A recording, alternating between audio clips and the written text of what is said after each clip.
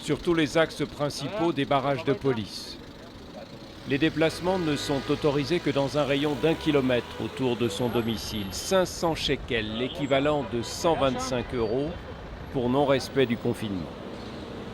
À la veille du Nouvel An juif, le gouvernement israélien a décidé de mettre à nouveau le pays à l'arrêt. Le taux de contamination ici est 4 fois plus élevé qu'en France. Il y a proportionnellement 2 fois plus de malades en réanimation. Mais la mesure passe mal dans l'opinion. Dans la famille Moïse, on s'efforce de faire contre mauvaise fortune bon cœur, et ce n'est pas tous les jours facile. Ça a été très mal géré. Il y a des pays en Europe qui ont géré ça beaucoup mieux. Quand on voit l'Italie, l'Italie c'est devenu un pays vert, qu'on peut aller d'Israël en Italie et revenir sans avoir besoin d'être mis en quarantaine, par exemple, c'est vrai qu'on a un peu les boules, quoi. Il y a plus de 1000 morts en Israël quand même, c'est pas anodin. Donc Dieu merci, on n'est pas malade, on est en bonne santé, on peut continuer à faire du sport en ce qui concerne ma femme. Donc c'est important, moi je peux continuer à aller travailler, même si c'est plus difficile et qu'on gagne moins d'argent. Il faut voir le bon côté des choses. C'est pas vraiment des vacances parce qu'on ne peut pas partir, on ne peut pas aller très loin. On est un peu enfermés. Mais ça peut être sympa. La dernière fois, c'était... nous deux, on a dansé ensemble beaucoup. On fait ça encore.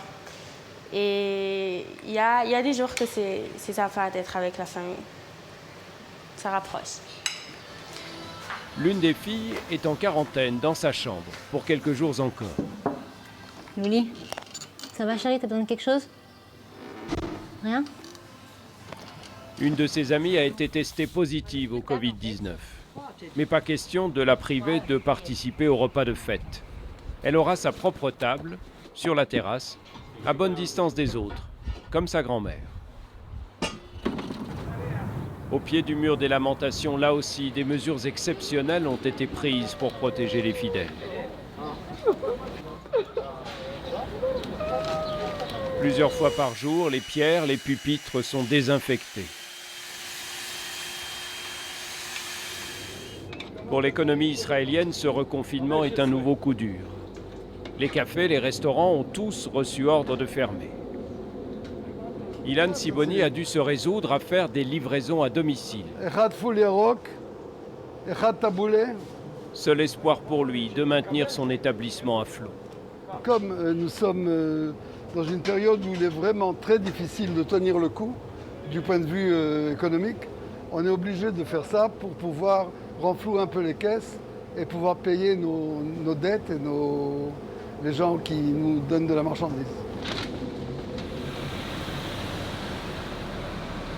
Le Covid-19 en France, ça étonnait tout le monde. Ici, on est tellement habitué à ce que les catastrophes arrivent l'une sur l'autre qu'on le prend avec philosophie.